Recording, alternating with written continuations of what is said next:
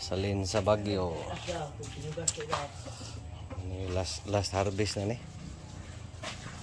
Allah.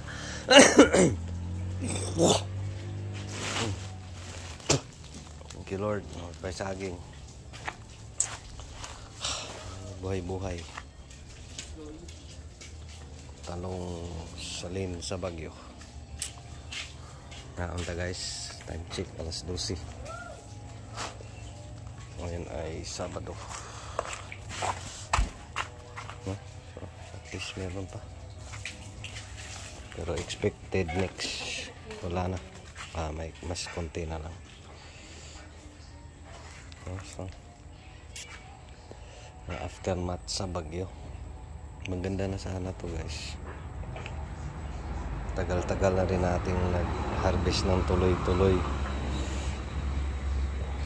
Tapos, ayan, stress sa Baguio.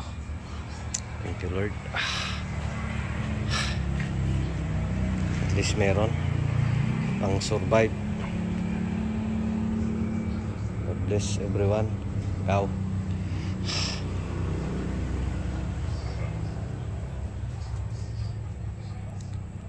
Thank you Lord. Awa na. Mayroon eh. Pero dako na yung tabang.